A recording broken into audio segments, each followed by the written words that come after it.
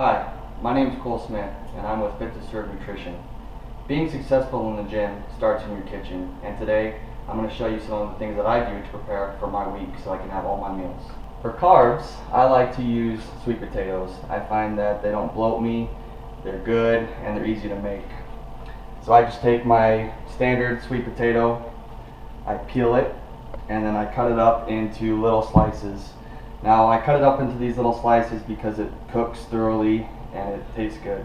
For seasonings, I use a little bit of olive oil, a little bit of pepper, and a little bit of salt.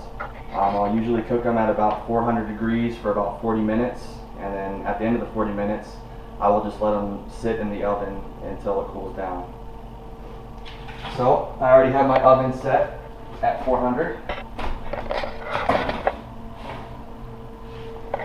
Now when I'm doing my meals, I'm eating about 6 ounces of carbs per meal. So what I have here is good for about a day. Depending on what my work week is like, depending on my days off, I'll prepare more food. It just depends on what I have coming up and if I know if I'm going to have time later on in the week. After my carbs, I like to prepare my protein for the week. Right now I'm currently doing chicken. As the week progresses, I'll probably go into fish or ground turkey. But primarily I use chicken because I can grill a large amount of it and I can cut it up and have multiple meals from it. So I go to Sam's for my chicken.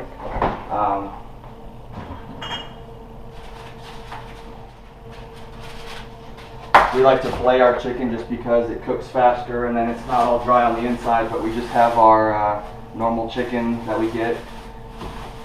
When we go get our chicken, we usually get 4 of those and that'll last us about a week. So if you think you're eating enough, you're probably not, because those can go pretty quick. Alright, next we're going to talk about protein. I've already filleted my chicken like I described earlier. I fillet it so that way it cooks a little bit better. It's not charred on the outside and dry on the inside. Generally when I take my meals to work, I'm not going to stop and heat them up. I'm just going to eat them cold. So it's important that they're nice and moist and not totally dry. For seasonings, I just use a little bit of olive oil. Other than the olive oil, I like to use Mrs. Dash. Mrs. Dash comes in all kinds of different varieties. I use Mrs. Dash because of the low sodium content. I also use ground pepper.